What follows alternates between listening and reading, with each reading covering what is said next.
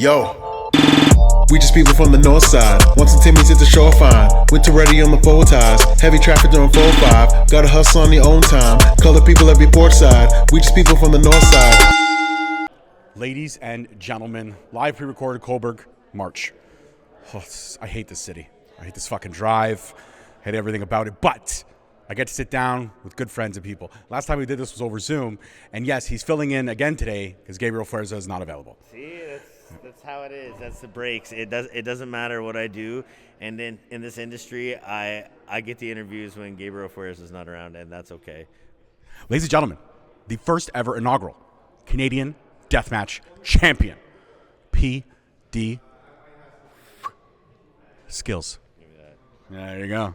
Look at it. He's stealing my weed and everything. It's horrible. You know, someone's got to steal it from Someone's got to steal it. I like this. I really do like this. So first thing I want to talk about, we were actually just talking about it before I push record.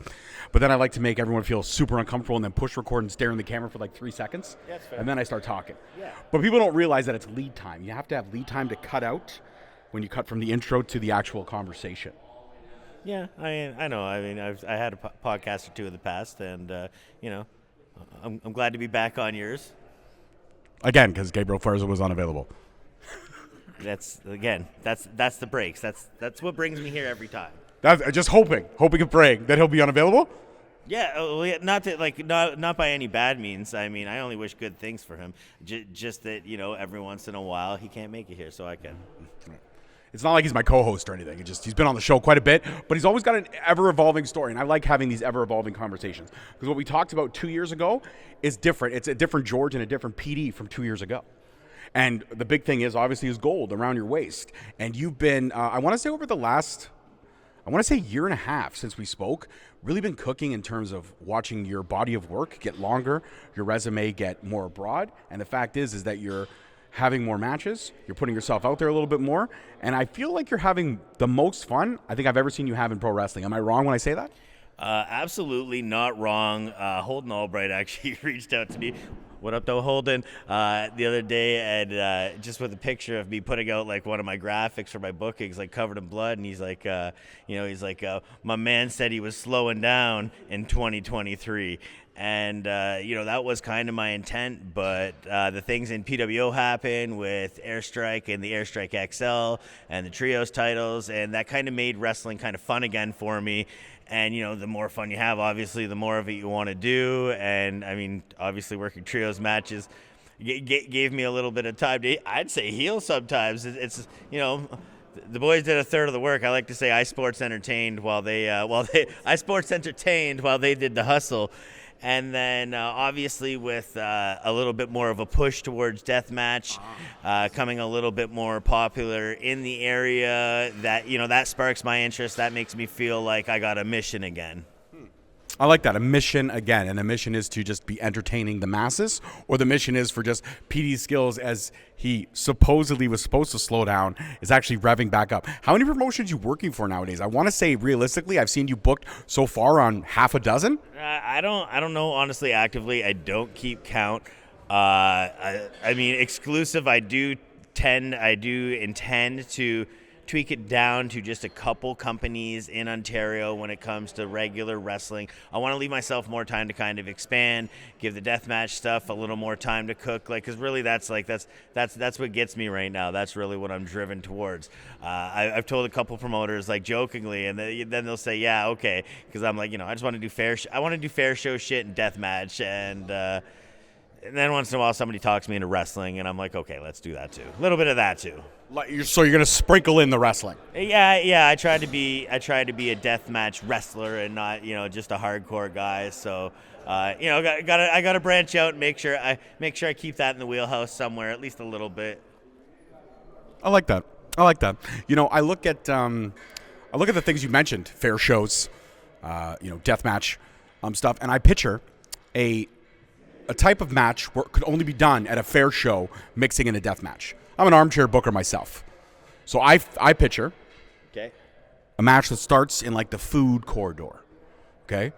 So we start in the food corridor. Maybe we get a couple of those like ridiculously jumbo-sized hot dogs. Maybe we get some deep-fried butter. Maybe we get some bacon-wrapped, s'mores bar. All kind of fair food where you will end up getting cardiac arrest and heart attack anyways. And you guys have a fair food fight, but also try everything. And in the turn, you give your, I guess you'd say, opinion on the item. Have a little deep-fried butter and be like, it's a little bit saturated in butter. I don't like it. And you throw it at the guy's face. And then you just work your way around the fair, and you eventually end up on the Tilt-A-Whirl. So basically how that's really going to happen is I'm going to find somebody's corn dog. I'm going to pull the skewer out of it. I'm going to use it. Someone's going to lose their lunch, maybe someone on that Ferris wheel, and I'm going to be told I'm never allowed back at the fair again because deathmatch at a fair is a terrible idea.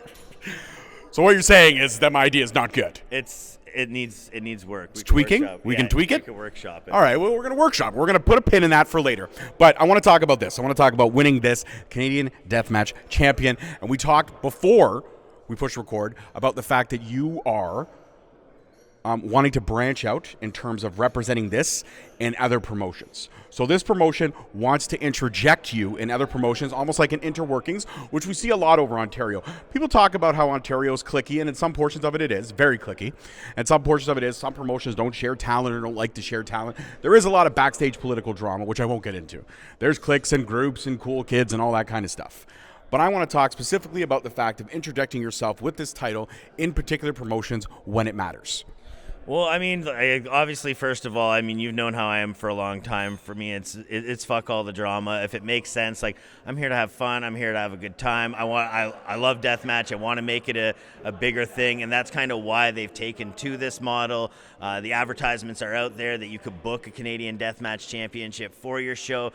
It's not the biggest market in Canada right now, but there are spots that want it. And if, everybody, if a lot of people are out there saying, collaboration over competition, and this is one of those unique opportunities that we can do that and take those niche audiences and kind of pull them together and see if we've got something there. Is there meat on the bone?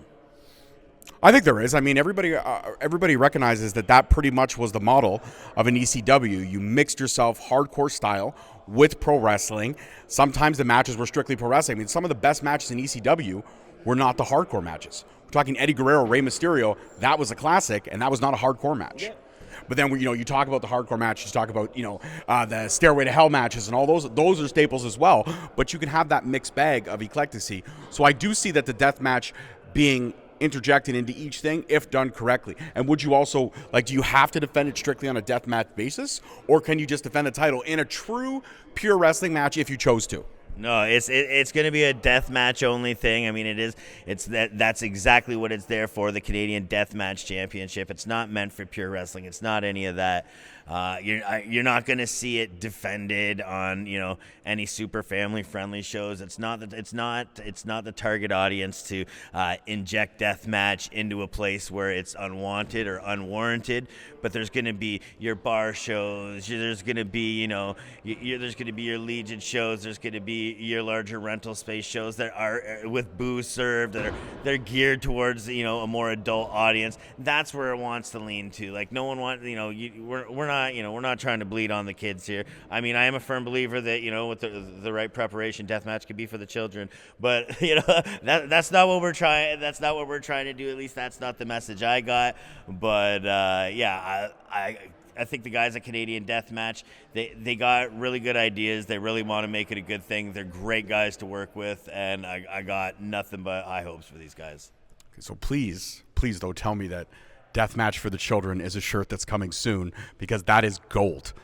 That is gold. Could you imagine deathmatch? The word deathmatch with dripping blood is for the kids. So I don't know. I know every once in a while when in the deathmatch community, when there's actually a meme posted and there's a kid at a show having a great time, or there's a video of a kid just getting right into it, that it's death matches for the children is an existing hashtag. It's not my own thing, but I mean, if I look around and I don't see that there's a market for that t-shirt already, or it's not been done, I'll do my research. I mean, it is a good shirt idea. Death match could be for the children, so death matches for the children. We'll see. I've got some pretty bloody pictures with some children, so I mean, yeah, let's do it. Let's make that a shirt. Death matches for the children. And of course, because I gave you that idea, I get a free one. I honestly knew this guy was going to pull this shit, and the minute be like, you know what, as soon as he accepts that it's a good idea, I'm going to stick him up for my cut on camera. 100%. Now, this is a binding contract of George getting a free shirt. After that, do what you will. Oh, okay. If it's just down to a free shirt. Oh, it's always down to a free shirt. But it's got to be the good cotton. Don't skimp out on the shit. It's got to be the nice soft cotton. My nipples get a little chafed, and I like to have the soft cotton. I have a history on the independent chafing scene. nipples? No, not of chafing nipples. Of having great quality, soft style pre-shunk T-shirts. By the way, you can hit me up for those at PD Skills Show on social media. Make sure you get those. They're nice and they're soft. And George should be able to attest because he has a Oshawa Mothers Association T-shirt that probably feels great. It does. It actually does. It's one of my favorite shirts. It's a shirt of an organization that I feel very proud of. It's an organization that I feel like, Oshawa mothers don't get enough credit because they have to balance stripping and motherhood and crack and crystal meth. And for all those insulting things that George just said, we're going to donate 50% of the revenue that was raised for this episode to the Oshawa Mothers Association. That's a big goose egg. 0, ladies and gentlemen, 0. Because George is going to play licensed music and he doesn't want them to have the money. 100% I'm going to play licensed music. I'm going to play a little Kendrick Lamar. They not like us. They not like us. Oh, yeah, it's going to be great. No. We're going to crip walk and everything, bro. Don't. Don't do it? I can't. All right. So I want to talk about deathmatch. I want to talk about your bread and butter, what you love to do. And I've seen you have some amazing matches when it comes to that style. I've seen you put your body on the line to entertain a crowd of 10 or a crowd of 200. I've seen it all from PD Skills in terms of the ability that you can wrestle. And you can wrestle well, but you also can mix it up and you can get down and dirty. Now, a lot of people who may not know PD Skills don't know the fact that your weapon of choice is a studded paint roller. That is your weapon of choice. But I always love talking to deathmatch wrestlers because this is a question I ask everybody. When you're somewhere, you're anywhere, you're at work, you're at a friend's house, you're anywhere, and you look around. Do you look at things in the real world and think, I could use that as a weapon? Like everyday things. People look at razors, people look at knives, people look at forks. Yes, all of it could be weapons. But do you look at the unweaponized and figure out and think, I could weaponize that? I mean, now it takes something has to jump out at me. Okay. Because It's really I've been pop doing to it. you. I've doing it for a long time. Even when I was a kid, I did the backyard wrestling shit. So my whole life I've been doing the Dollarama run, the Canadian Tire run, the Home Depot run. Way back in the day, the middle of the night raiding construction sites runs.